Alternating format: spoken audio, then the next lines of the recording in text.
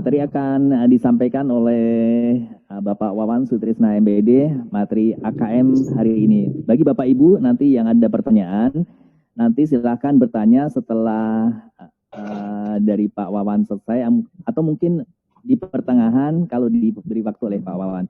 Mohon maaf bagi Bapak Ibu, selama narasumber memberikan materi, mic-nya mohon di-mute dulu. Silakan kepada Bapak Wawan Sutrisna, waktu dan tempat kami. MGMP PJOK Kota Tangerang, asesmen nasional disampaikan dalam rangka pengimbasan pelatihan asesmen kompetensi minimum 2021. Saya Wawan Sutrisna ya dari SMP Negeri 2 akan membahas sebisa mungkin masalah ini. Baik, informasi tentang asesmen nasional AKM ya adalah survei karakter dan survei lingkungan belajar. Ini 3 kata kunci yang dipakai dalam AKM ini ya. Jadi AKM, survei karakter dan survei lingkungan belajar nanti kita bahas. Selanjutnya ini latar belakang kenapa ada ASN. Jadi dari ini internasional ya, bahwa minat baca di Indonesia itu 70%, ini 70% di bawah kompetensi minimum, artinya sangat rendah sekali ya. Nah ini untuk membaca, untuk matematika 71% dan untuk sains 60%. Jadi siswa kita berada di bawah kompetensi minimum. Konsisten sebagai salah satu negara dengan peringkat hasil PISA terendah. Nah, dari sini ya, dari sini latar belakangnya. Skor PISA yang segmen dalam 10 sampai dari PISA ini program for international student assessment ya. Jadi Indonesia itu paling rendah di negara-negara lain. Paling rendah skor PISA yang segmen dalam 10 sampai 15 tahun akhir yang ini ya. Namun demikian selisih skor dengan rata-rata skor OECD sudah sedikit meningkat. Jadi yang dari dulu-dulu sudah meningkat. Ini latar belakang AKM. Kemudian ini bagan nasionalnya, ini 73%, 77% membaca, ini baru 20% ya. Kemudian yang matematika baru 77% dan membaca 47%. Jadi peningkatannya yang hijau nih, yang hijau ya, peningkatannya yang hijau. Yang hijau. Nah itu latar belakangnya. Kemudian aksi asesmen kompetensi siswa Indonesia. Nah ini yang baiknya hijaunya tuh cuma sedikit ya. Ini kompetensi membacanya cuma segini. Yang baik, ini kebanyakannya merah itu berarti di bawah. Kemudian matematikanya juga sama, lebih sedikit. Sainsnya juga lebih sedikit ya. Jadi jauh sekali dari bagan seperti ini, dari bagan ini. Kemudian apa itu asesmen nasional? Nah, asesmen nasional 2021 adalah pemetaan mutu pendidikan pada seluruh sekolah, madrasah dan program kesetaraan jenjang dasar dan menengah. Mutu diukur menggunakan 3 instrumen. Jadi nanti diukur oleh 3 instrumen ini. Yang pertama, asesmen kompetensi minimum, kemudian survei karakter dan survei lingkungan belajar.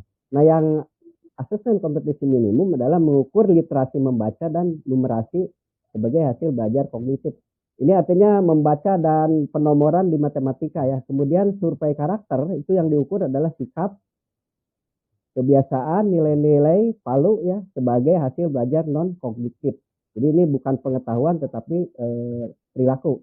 Kemudian survei lingkungan mengukur kualitas pembelajaran dan iklim sekolah yang menunjang pembelajaran. Artinya di sekolah itu seberapa kuat sih itunya yang bisa mendukung pembelajaran. Contoh untuk pelajaran kita olahraga itu punya berapa bola yang ada di sekolah, layak nggak dengan jumlah murid yang sekian. Itu seperti itu ya untuk survei lingkungan belajar. Lanjut, apa yang diukur oleh asesmen kompetensi minimum? Yang pertama literasi membaca, kemampuan untuk memahami, menggunakan, mengevaluasi, merefleksikan berbagai jenis teks untuk menyelesaikan masalah dan mengembangkan kapasitas individu sebagai warga Indonesia dan warga dunia agar dapat berkontribusi secara produktif di masyarakat. Ini literasi membaca. Jadi tujuannya supaya siswa itu bisa ikut dalam keproduktifan ya, ikut terlibat untuk masyarakat. Kemudian numerasi, kemampuan berpikir menggunakan konsep, prosedur, fakta, dan alat matematika untuk menyelesaikan masalah sehari-hari pada berbagai jenis konteks yang relevan untuk individu sebagai warga negara dan dunia. Ini biasanya pembelajarannya ke anak, kalau misalkan menghitung, itu anak belajar real belanja ke warung ya. Ini contohnya yang numerasi itu. Misalkan disuruh beli apa, dan itu adalah konteks langsung pembelajaran sehari-hari. Jadi tidak hanya membaca teori. Kita lanjut biar cepat. Komponen AKM apa saja? Satu, literasi membaca adalah konten, teks informasi, teks sastra ya. Teks informasi itu yang berita-berita misalkan dari artikel dan sebagainya. Kemudian teks sastra itu yang seperti puisi, drama dan sebagainya ya. Ini guru bahasa Indonesia yang lebih paham. Kemudian kognitifnya menemukan informasi, interpretasi dan integrasi, evaluasi dan refleksi. Maksudnya dari yang dia baca itu dapat apa sih? Nah, nanti direfleksikan atau dipraktekkan dalam konteks yang nyata. Kemudian konteks. Ini konteks itu personal atau individu ya, sosial budaya, kemudian saintifik. Sosial budaya itu budaya kita, kemudian sains di bidang sains. Kemudian komponen numerasi, ada di kontennya ada bilangan. Pada numerasi ya, numerasi itu penomoran ya, matematika, bilangan, pengukuran dan geometri, data dan uncertainty, aljabar. Terus kognitifnya apa? Pemahaman, aplikasi dan penalaran. Konteksnya apa? Konteks ya, personal, sosial kultural dan saintifik. Kemudian bentuk soal pada AKM itu objektif ya, pilihan ganda, hanya satu jawaban yang benar. Multiple choice ya, misalkan pilihlah jawaban yang benar, A, B, C, jawabannya hanya satu, A. Terus pilihan ganda kompleks, jawaban yang benarnya lebih dari satu, misalkan bola itu berbentuk misalkan ya, untuk itu bisa bulat, kalau kelonjong nggak mungkin ya. Yang penting jawabannya yang di sini itu bisa dua jawaban. Jadi kita buat soal itu jawabannya boleh dua. A, B, C, D misalkan boleh A dan B atau C dan D. Kemudian menjodohkan isian singkat, angka, nama, beda yang sudah fix ya. Isian singkat itu biasanya melengkapi ya. Bola berbentuk misalkan yang gampang saja bulat, nah seperti itu. Terus non objektif artinya esai. Itu bentuk soal yang ada pada AKM. Ya, jadi nanti juga pada ujian AKM ini soalnya tidak semuanya pilihan ganda satu jawaban yang benar. Jadi terdiri dari pilihan ganda satu jawaban benar, pilihan ganda lebih dari satu yang benar, menjodohkan dan isian singkat. Kemudian non objektif esai ya. Jadi banyak nanti pada soal AKM. Kita lanjut. Apa yang diukur dari survei karakter? Karakter yang tadi ya. Profilnya adalah pelajar Pancasila. Ini profil dari pelajar Pancasila, pedomannya dari sini karakter itu beriman bertakwa kepada Tuhan Yang Maha Esa, kemudian mandiri, bernalar kritis, ya, artinya selalu ingin bertanya, kemudian berkebinekaan global, jadi menghargai kebinekaan karena di Indonesia banyak ragamnya ya, kemudian bergotong royong. Ini budaya yang dulu kental sekarang hampir punah ya, gotong royong. Dan kreatif itu mau berbuat sesuatu, mempraktekkan sesuatu dari hasil pelajaran kognitif di sekolah.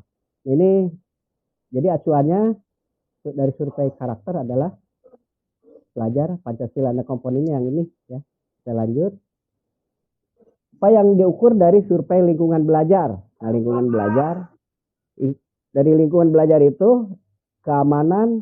Nah, berarti keamanan itu ya ada satpam, sekolah itu aman enggak gitu ya, apa rusuh gitu, apa banyak misalkan yang resokin kalau bahasa kita.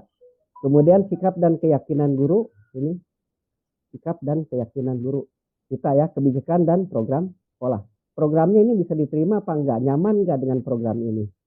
Kemudian kebinekaan, praktek multikultural di kelas. Jadi prakteknya tidak hanya satu jenis tetapi berbagai bentuk. Kemudian sikap dan keyakinan guru dan kepala sekolah, kebijakan program sekolah. Ini untuk kebinekaan sekolah ya. Kemudian indeks sosial ekonomi, pendidikan orang tua, itu biasanya ada yang SD, SMP, SMA. Profesi orang tua, pekerjaannya ini fasilitas belajar di rumah memadai apa tidak. Kemudian kualitas pembelajaran, manajemen kelasnya bagaimana sih? Nah, itu kan ada di Bapak Ibu guru sendiri jawabannya ya. Dukungan afektif. Afektif ini sikap anak-anaknya seperti apa sih menghadapi kita atau belajar pada saat belajar sama kita.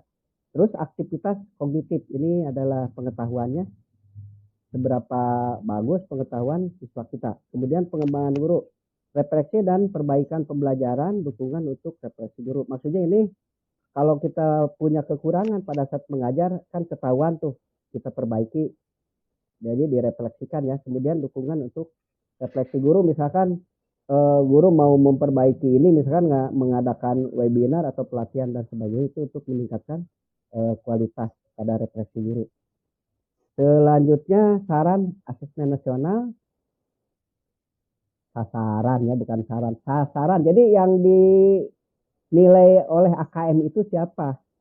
Nah ini siswa untuk SD kelas 5, SMP kelas 8, dan SMA kelas 11. Kenapa tidak kelas 6? Kenapa tidak kelas 9? Kenapa tidak kelas 12? Karena dari AKM itu nanti diperlukan perbaikan ya. Kalau misalkan kelas 6 nanti begitu dia belajar AKM udah hilang orangnya, mau dicobakan bagaimana. Makanya kelas 5. Jadi nanti pada saat kelas 6 hasil dari AKM diuji cobakan di kelas 5, kelas 8 dan 11. Itu ya, sekali lagi, kenapa tidak kelas 6, tidak kelas 9, dan kelas 12?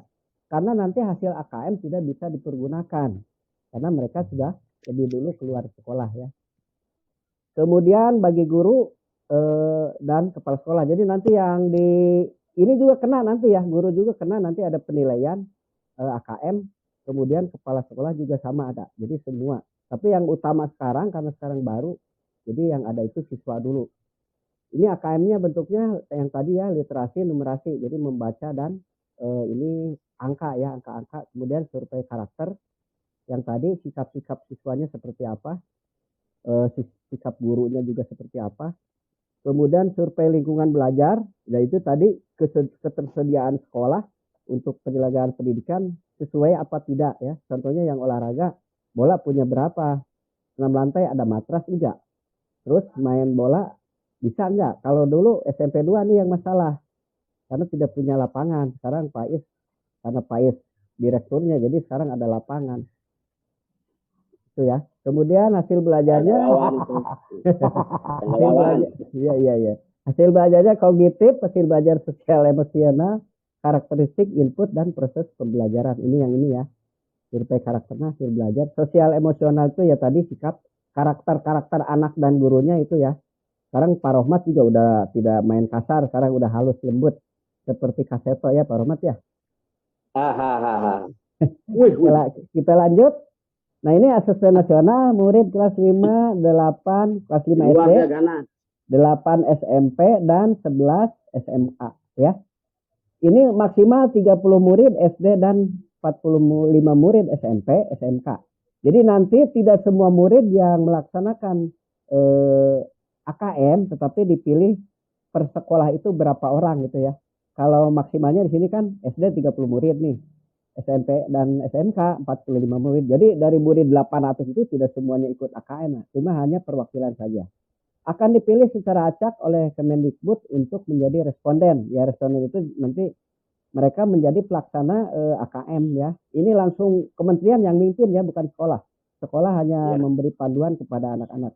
Kemudian tes dan kuesioner murid diadministrasikan menggunakan komputer dalam kondisi terawasi. Artinya ini semuanya direkap ya nanti untuk dilaporkan hasilnya.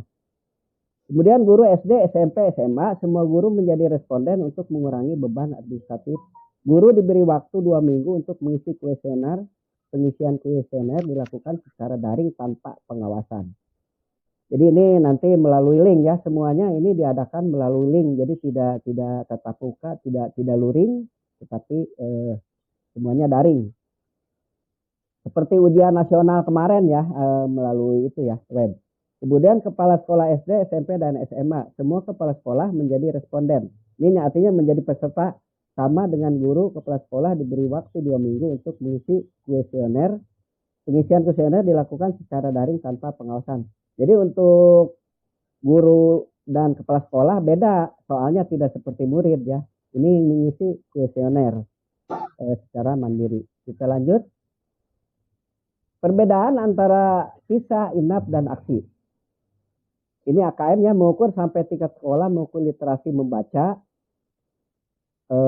numerik, penomoran, karakter, dan lingkungan belajar. Yang tadi itu ya, ada tiga ya. Yang ada 3 tadi. Kemudian yang ini mengukur sampai tingkat provinsi, mengukur literasi membaca, numerik, dan sains. Ini yang INAP dan aksi sampai tingkat provinsi.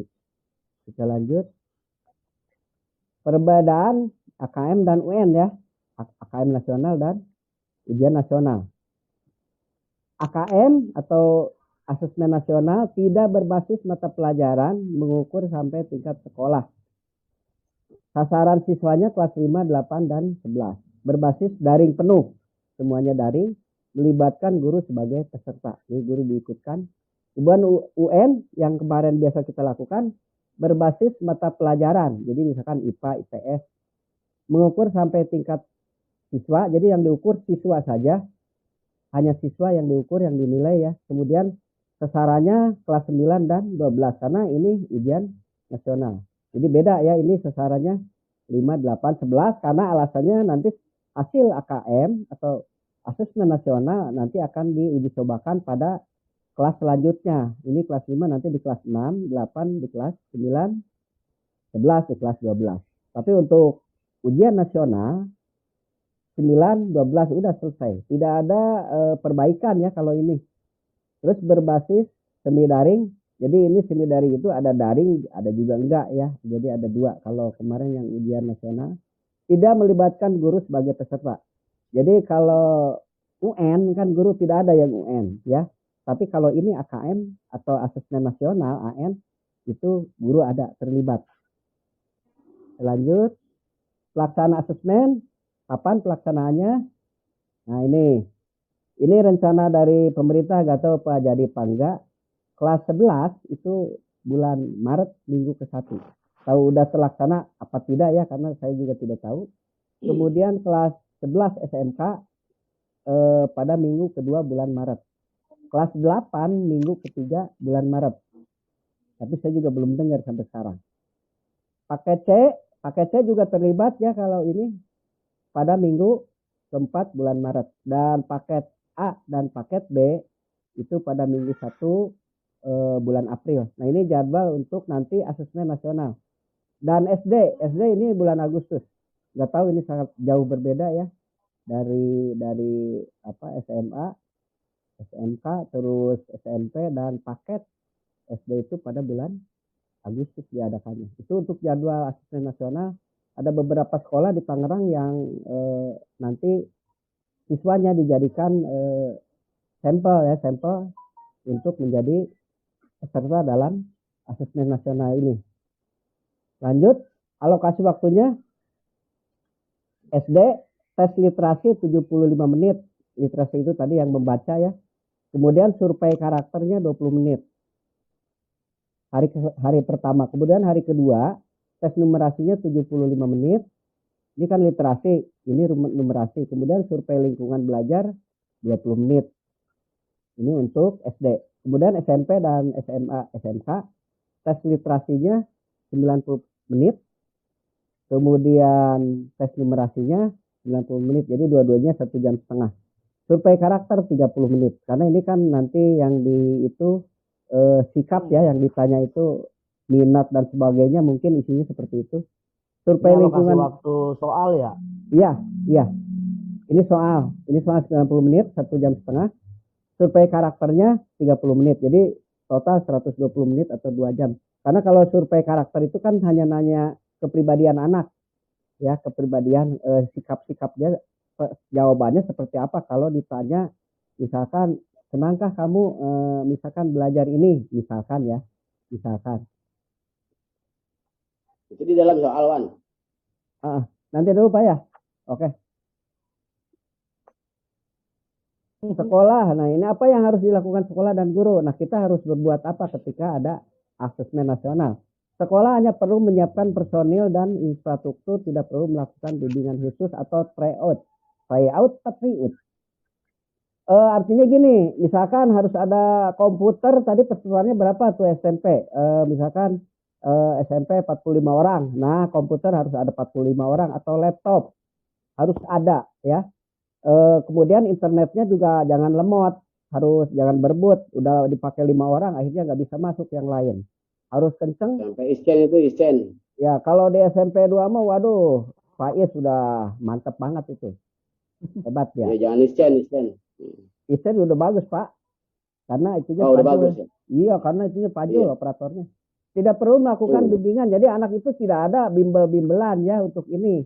Tidak bimbel dulu seperti yang kemarin ujian nasional kan pada bimbel ya, ada yang bayarnya sampai ratusan ribu, jutaan ya. Kemudian guru perlu mengubah pola pembelajaran, yaitu pembelajaran yang melibatkan penalaran siswa.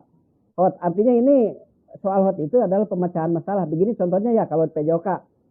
Kalau Pasukara main basket berhadapan dengan Panug. Nah, sikap Pasukara itu seperti apa supaya bisa melewati hadangan Panugoho gitu Pak. Contohnya ya. Jadi anak mikir aja. Jadi anak mikir gimana? Atau misalkan Pasukara main bola, lagi menggiring bola dihadang oleh 2 orang. Apa Bapak pura-pura nyungsep atau bagaimana? Nah, ini di sini soalnya seperti itu ya. Soalnya seperti itu. Pak Kara baiknya. Atau pura-pura jatuh gitu Pak Karanya. Tuh jatuh padahal mah lebay doang. Itu Romat, Bang. Romat. Iya. Kita lanjut ya. Ya. Ya, sudah ternyata. Ya, aduh. Mungkin itu saja ya. Cepet amat, Bang. Ya, nanti saya balik ke awal. Bapak bagian mana yang mau ditanyakan? Kalau bisa saya jawab, kalau enggak ya Bapak antar saya nyari dulu jawabannya ya.